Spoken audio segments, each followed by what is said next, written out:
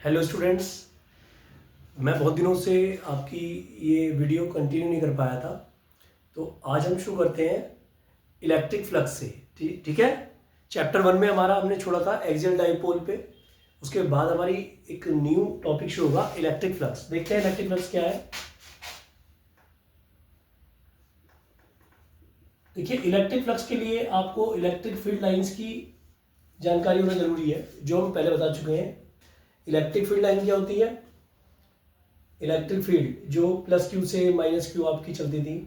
Charge अगर plus Q और minus Q separate है तो प्लस क्यू से जो चलती थी और माइनस क्यू तक जो चलती थी। अब देखिए इलेक्ट्रिक फ्लक्स क्या है। मान लीजिए आपका कोई सरफेस है और उससे आपकी इलेक्ट्रिक फील्ड लाइन पास हो रही है। ठीक है, ये आपकी इलेक्ट्रिक फील्ड लाइन है। और अगर मैं कहूं ये इसका एरिया वेक्टर है, जिसे मैं ds से दिखा रहा हूं। ठीक, इलेक्ट्रिक फील्ड लाइन पास हो रही है किसी भी सरफेस से नॉर्मली, तो आपकी जो number of electric field line किसी एरिया से पर्टिकुलर पॉइंट पे नॉर्मली जारी होंगी, उनका जो total number of electric field line है वही क्या है? इलेक्ट्रिक फ्लक्स है। इसे ऐसे लिखते हैं phi is equal to E into D S, या phi is equal to E into del S. ठीक है, मैं इसका एरिया डेल एस ले लेता हूं आपका, तो यहाँ पे क्या हो जाएगा? E into del S. तो यहां से डेफिनेशन क्या होगी? इट स्टेट्स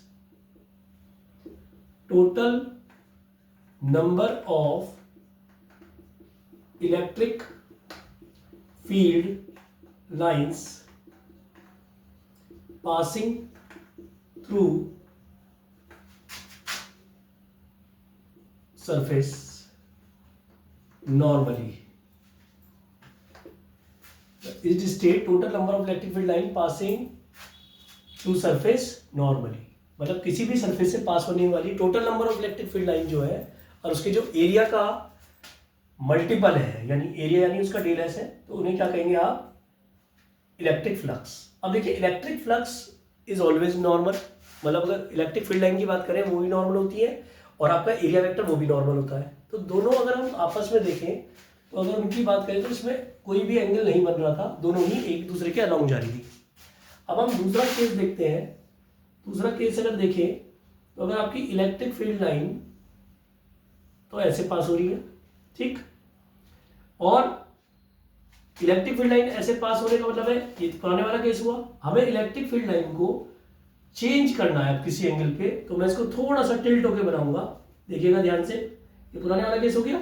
अब देखिए ये इलेक्ट्रिक फील्ड लाइन किसी एंगल पे जा रही है और ये इसका एरिया वेक्टर है, तो दोनों में कितने का एंगल बन रहा है? थीटा का एंगल बन रहा है। मतलब electric field line is making angle theta from the normal. Normal क्या है? ये एरिया का नॉर्मल है और ये आपका इलेक्ट्रिक फील्ड लाइन है। तो अगर मुझे फाई निकालना है, फाई यानी इलेक्ट्रिक फ्लक्स निकालना है, तो इसके लिए एक आपको चेंजेस करने पड़ते हैं अपने एक्सप्रेशन में। इसका होगा component of electric field into area of surface. तो मैं इसे अगर इसका कंपोनेंट इसके एरिया के अलोंग लूंगा, मतलब मुझे दोनों चीज नॉर्मल चाहिए थी, ये नॉर्मल नहीं है, इसको नॉर्मल लाना है, तो यहाँ पे लाएंगे तो इसका कंपोनेंट क्या हो जाएगा? ई कॉस थीटा, क्योंकि दो कंपोनेंट होते हैं, ई साइन थीटा और ई कॉस थीटा। ई टेंजेंशियली तो लाई नहीं करता, नॉर्मली लाई करता है, तो चलिए क्या लिखेंगे? Phi is equal to E cos theta into del S. तो हम क्या लिख सकते हैं? Phi is equal to E del S cos theta, और इसको लिख सकते हैं phi is equal to A dot B. You know, जो इलेक्ट्रिक फ्लक्स है it is a dot product of electric field line and surface area. ठीक, मतलब आपके दोनों फॉर्मूले आपके वाइडली यूज्ड होंगे जब हम फ्लक्स निकालेंगे। Phi is equal to E del S, जहाँ पे ई क्या है? इलेक्ट्रिक फील्ड है, और डेल एस क्या है? एरिया मीटर स्क्वायर में है। तो यहीं से मैं इसकी यूनिट की बात कर सकता हूँ। फाई इज इक्वल टू क्या होगा?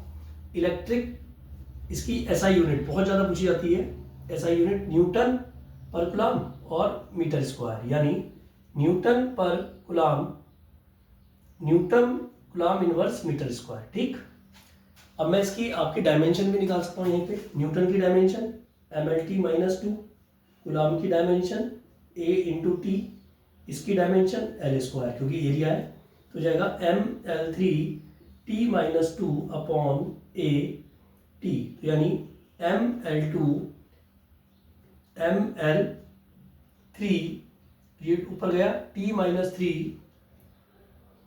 ये ऊपर आपका -2 है, एक ऊपर और जाएगा तो -3 हो जाएगा, और A -1। एक बार चेक कर लेते हैं, न्यूटन की MLT-2, इसकी लेंथ की L2, कूलाम की AT, तो ये M अंदर हो गया L3, ये आपका T-2, ऊपर ये गया T-1, तो ये हो गया ML3 T-3 A-1। ये इसकी डायमेंशन आ गई आपकी, ये डायमेंशन आ गई फ्लक्स की, ठीक है। अब देखिए इसमें हम आगे जो लेते हैं, इसमें हमारा जो आगे टॉपिक है बेटा, इसमें इलेक्ट्रिक फ्लक्स को अगर आप नॉन यूनिफॉर्म फील्ड के लिए कर रहे हैं तो क्या होगा, ठीक है। चलिए इसे कॉपी करते हैं। अब आप जल्दी से इसको देख लीजिए, देख लीजिए इसको, इसमें कहीं प्रॉब्लम है तो पूछ लीजिए।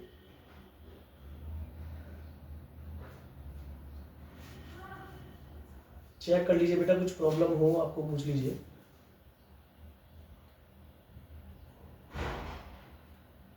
ठीक है, आगे बढ़ते हैं, ठीक है।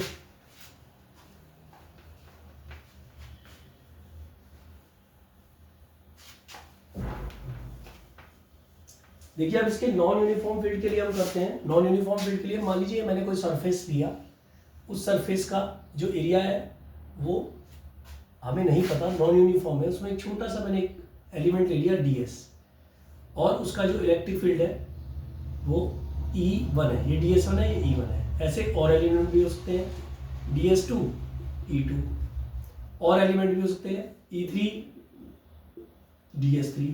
तो अगर मैं फाई की बात करूं तो I can write E1 del S1, E2 DS2, E3 DS3, कहाँ तक En del S1। तो फाई इजिकल टू, ये आपका आ गया E, अगर मैं सिग्मा में लिखूं मैथ्स की तरह तो EI DSI, ठीक है।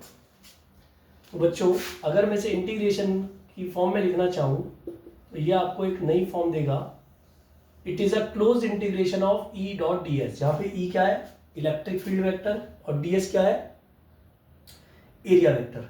DS क्या है आपका एरिया वेक्टर। तो ये क्या है आपका इलेक्ट्रिक फ्लक्स, किसके लिए नॉन यूनिफॉर्म फील्ड के लिए। जहाँ पर भी आपको कोई स्ट्रक्चर है जिसका एरिया पहले से ना पता हो, जिसकी लिमिट्स वगैरह दी गई हो, ये वाला फॉर्मूला आप यूज कर सकते हैं फ्लक्स का। तो हम पे फ्लक्स के 3 फॉर्मूले आ गए, तो phi is equal to E del S या DS समझ सकते हैं, दूसरा phi is equal to E dot del S, और एक phi is equal to E del S cos of थीटा। ये तीनों फॉर्मूले मिलकर वाइडली यूज होंगे आपके इलेक्ट्रिक फ्लक्स के न्यूमेरिकल्स को करने में। देखिए इलेक्ट्रिक फ्लक्स के लिए जो आपको बात करनी है उसके लिए आपको क्या पता होना चाहिए, एक तो इलेक्ट्रिक फील्ड पता होना चाहिए, एक एरिया पता होना चाहिए, ठीक है। अभी हम इलेक्ट्रिक फ्लक्स को निकालना सीखेंगे किससे, इलेक्ट्रिक फ्लक्स के फॉर्मूले से, और इसके बाद जब हम गॉस लॉ में एंटर करेंगे तो इसको निकालने के हम पे एक फॉर्मूला और आएगा, वो भी हम देखेंगे। तो आज हमने इलेक्ट्रिक फ्लक्स सीखा। इलेक्ट्रिक फ्लक्स क्या है, total number of electric field line passing through the surface normally, condition is that surface should be normal. तो उसके 2 केस आए थे, एक तो आपका इलेक्ट्रिक फील्ड सीधा जा रहा था, यानी उसमें एरिया वेक्टर और इलेक्ट्रिक फील्ड दोनों आपस में पैरेलल थे पर सरफेस के नॉर्मल थे, तो थीटा क्या अपना था 0। पर अगले केस में मैंने इलेक्ट्रिक फील्ड लाइन को किसी एंगल पे लिया था, उसके कारण फॉर्मूला आया था E del S cos theta. अब आप इसे देखेंगे, इसे करेंगे, इसके बाद मैं आपको अगली वीडियो में गॉस लॉ के तीनों एप्लीकेशन पढ़ाऊंगा जो मोस्ट मोस्ट मोस्ट इंपॉर्टेंट है और हर साल किसी ना किसी फॉर्म में एग्जाम में आते रहे हैं, ठीक है बेटा, ठीक है।